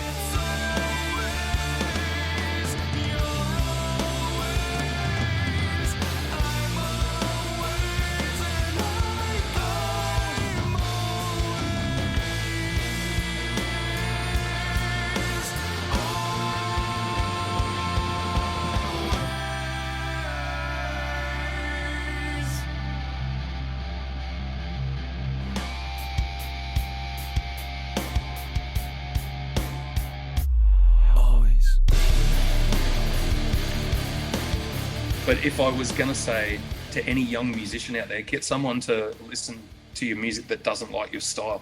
If they come back and go, yeah, that was actually pretty good, then you know you might be onto a winner. But it's science. Yeah, I play it to my parents. And if they like anything, because my dad doesn't really like that style of music, if he goes, hey, that's a pretty good melody, or that really works, I'm like, okay, cool, we're on to something.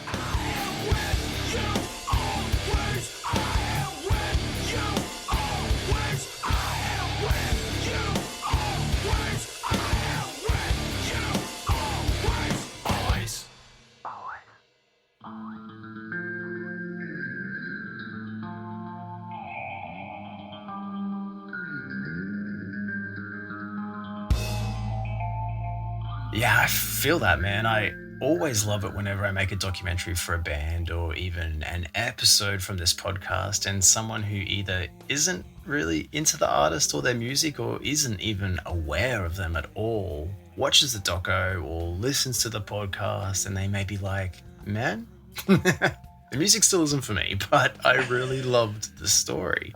Or there's some sense of appreciation for the band without still even needing to like or want to even further listen to the music. 100%. And that's why I love making documentaries so much with Her Name Is Murder Productions, and why this podcast is in an audio documentary format. It's the same approach, minus the video. That was a specific decision in order to continue sharing and telling stories in a way that made sense to me during the pandemic when I couldn't even leave the house. Yeah, dude, no, it's awesome, man, because I was talking to Leah. She's like, man, check this shit out. It's really well done. Thanks, man. Yeah, that's awesome. Yeah, I think No one worries, of man. the most important and valuable things about any documentary is the fact that they don't necessarily have to be made for the fans of the subject. If you make a successful documentary, it means on some level anyone can enjoy it without having to even be a fan or have any prior knowledge of the topic. Yeah. A good documentary should leave you resonating with something after the fact. Yeah, I'm with you. Like, you're presenting the information as it stands. Do you know what I mean? You're not trying to convince anybody or change anyone's mind or bring anyone in. You're just presenting the information. Man, that's really cool. It's funny, my kids try to trip me up. You know, they'll put on like R&B and hip hop and all sorts of stuff in the car, and I call it white boy reggae, which is big in Australia at the moment, and indie rock. And I'm like, oh man, that's a great melody. And they're like, really? And I'm like, dude, a good song is a good song. What? Did we just become best friends? Yep. I don't care who it comes from. I don't care who wrote it. I don't care who's singing it. If it's good, it's good. And if I like it, I like it.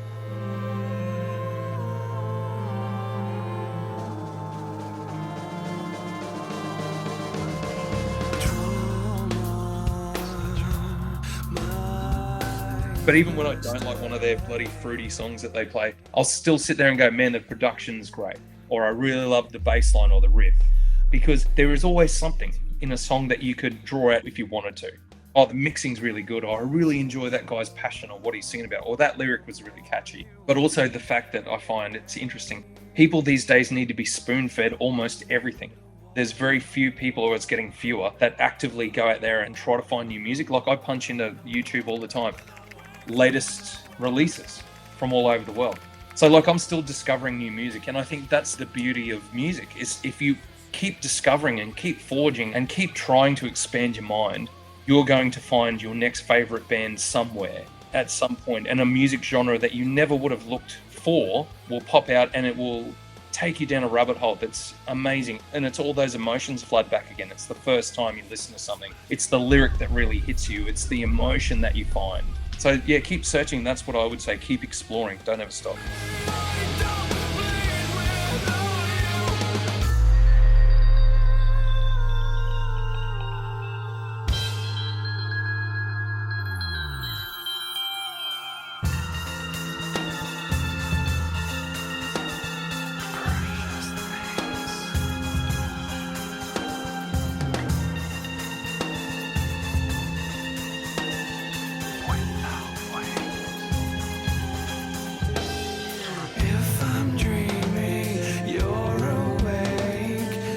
People will often ask, what music do you listen to? And meaning people that don't listen to this podcast, I guess.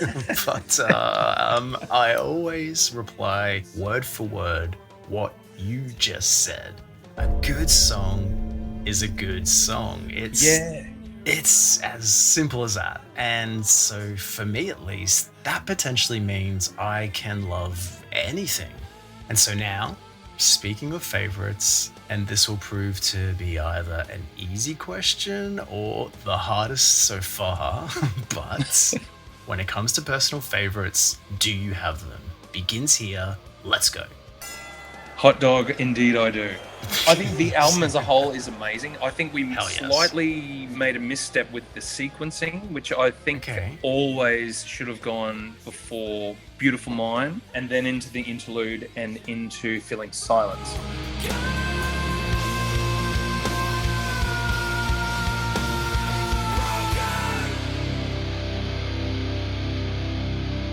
It's interesting, man. Each song has a favorite part. Every time I hear that intro, and I'll take you through them, every time I hear the intro, I get chillies, like my hair stands up on ends because I know what's coming. And I immediately, as we've said before, I'm transported back to a time in my life when I was young and fearless and just had this energy to push as hard as I could. And coding the lyrics in the way I did allowed me to sing them every night and to allow them to morph. Begins here. Track by track with Clint. Perception Twin. Oh man, I love the chorus of that. Consequence, the lyrics in the middle section.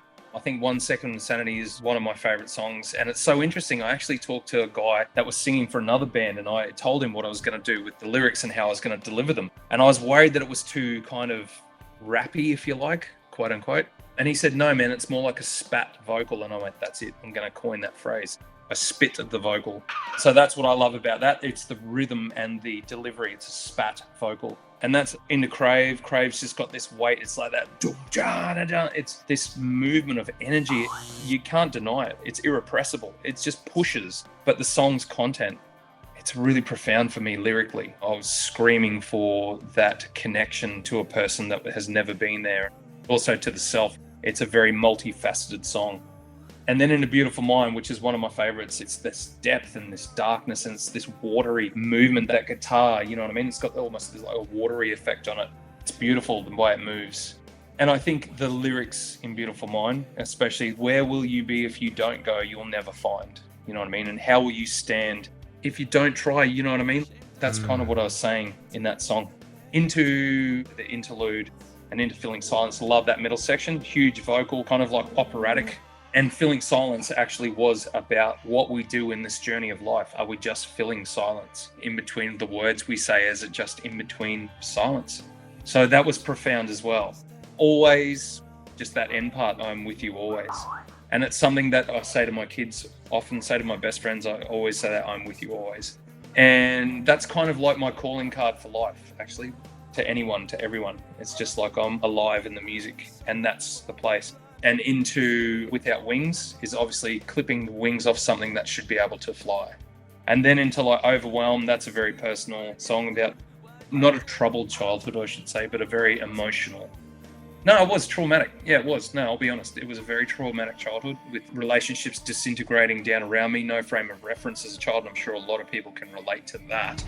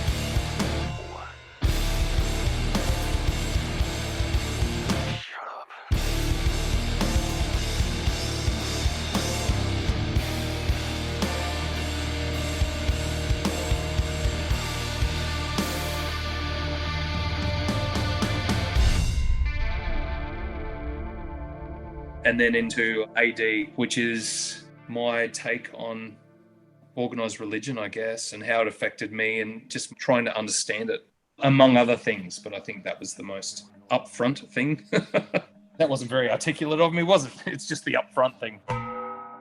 So there you go. That's the album. I love it all. That's all my favourite bits. There you go. And there's probably a few others too, but I'll leave it at that. But if I had to pick one song that I would play over and over again, that's a toughie. Can you do it? Because I think they all present different things. But I think as I sit here today, probably, no, I can't. That's Yeah, it's like picking your favourite child or something. Every parent has one. Come on. No.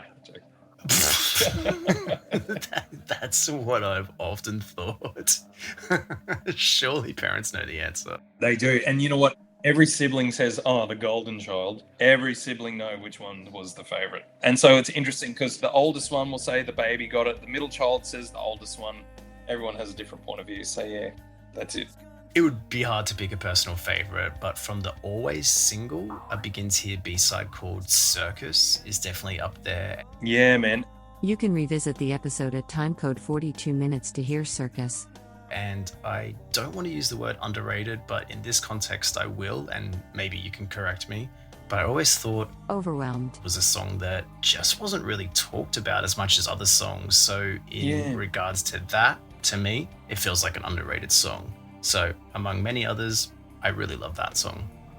Yeah, it certainly was the quieter child in the family, and it was kind of shunted up the back. It was interesting with the sequencing, actually, of the way that the songs went from track to track. We've always tried to make it a ride. We've always tried to make it an emotional roller coaster. It's kind of up, you get this quiet before the storm with the intro. Then Perception Twin kicks in with the vocals right up. I was so up on the mic, you can hear my breath. And then it just slams in and drops in, that big no. And then in Consequence lifts it another level, 1 second, then into Crave, and then we drop it back down and let everything sort of breathe through Beautiful Mind. And then into the interlude gives you another little breath. And then Feeling Silence into Always. And then as you get up the back of the album, it was kind of more of our artistic stylings, if you like. We kind of went a little darker. We wanted the end of the album to be dark. All the heavy hitters up the front, all the dark, more introspective and thoughtful stuff up the back.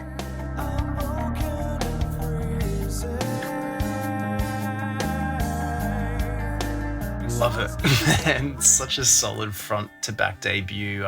It's really hard to pick a favorite because like you said, every song has a moment. Every song has moments. And that's why finishing with AD, the big vocals, and bookending with the intro as the outro. And that was something that we really talked about, how the album was going to be sequenced. And we knew that we would have the intro and outro and the interlude in the middle. And it was just building how the emotion would flow. And I guess it was like our metaphor for how we emotionally traveled through the album writing phase.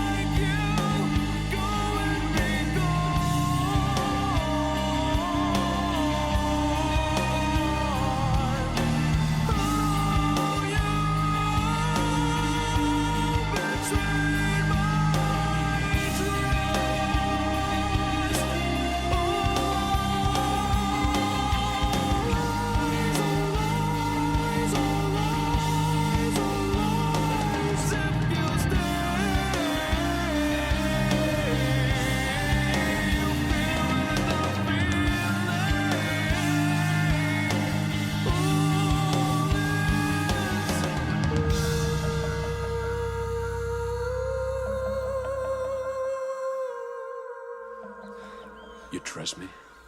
With the 20 years of growth and retrospect, where does Begins Here sit for you today, both personally and creatively?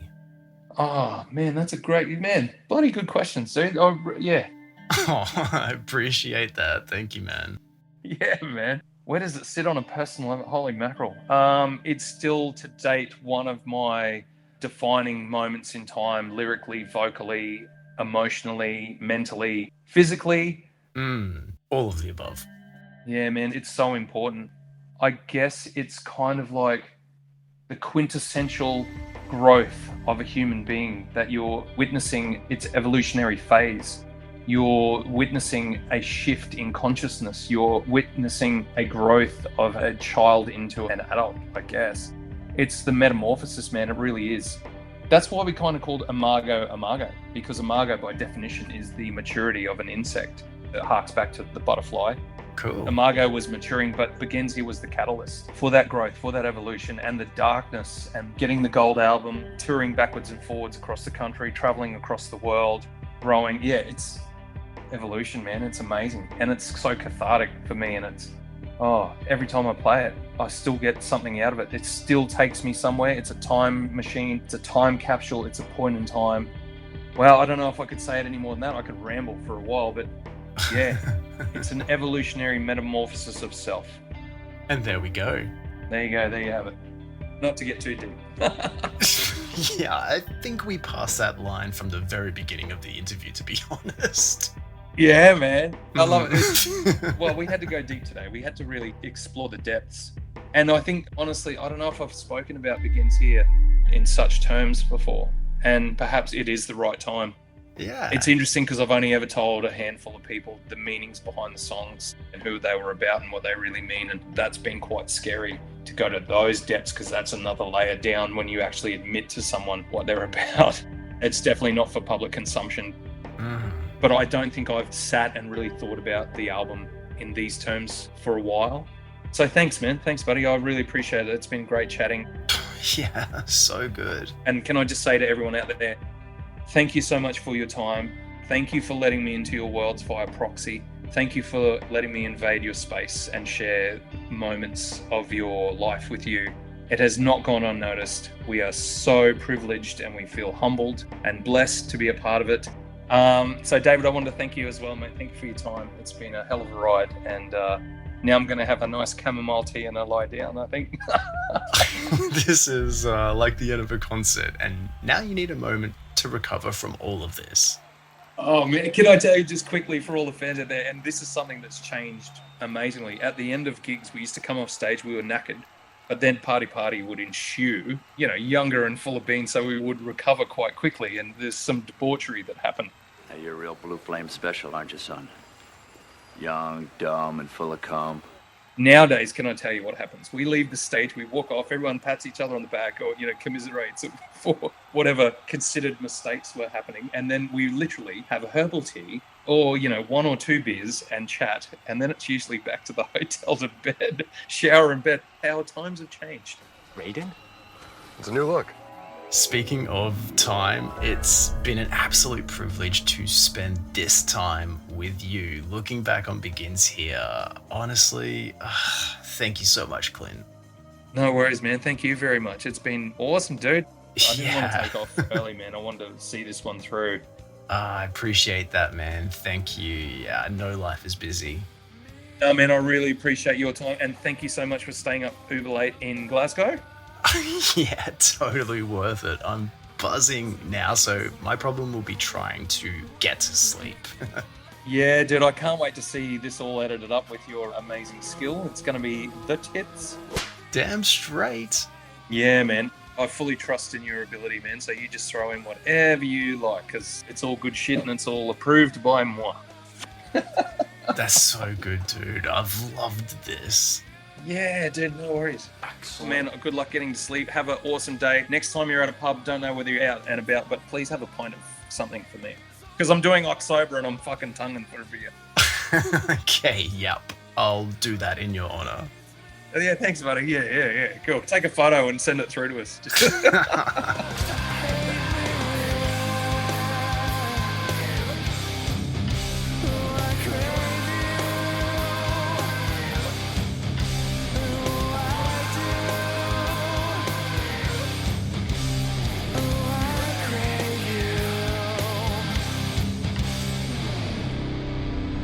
love this job.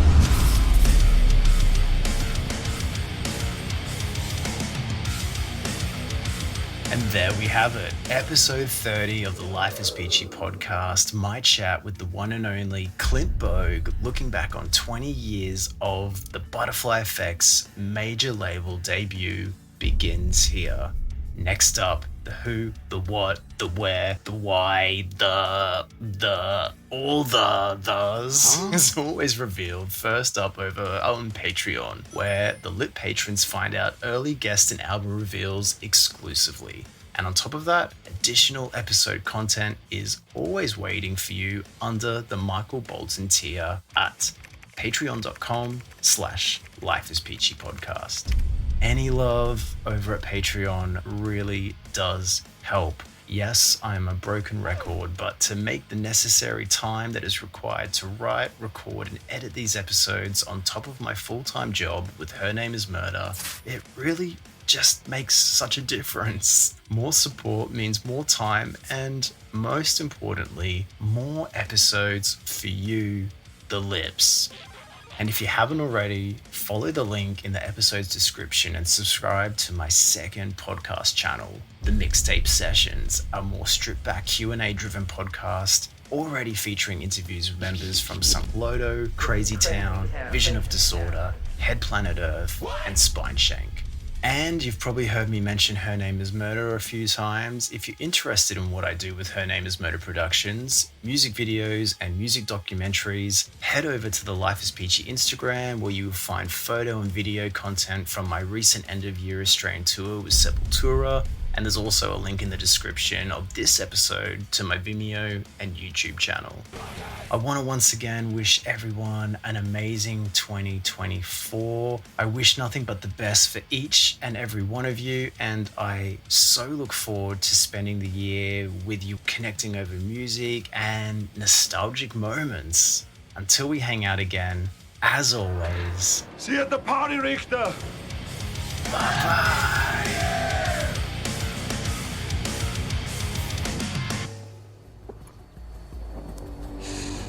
You know, I can eat a peach for hours.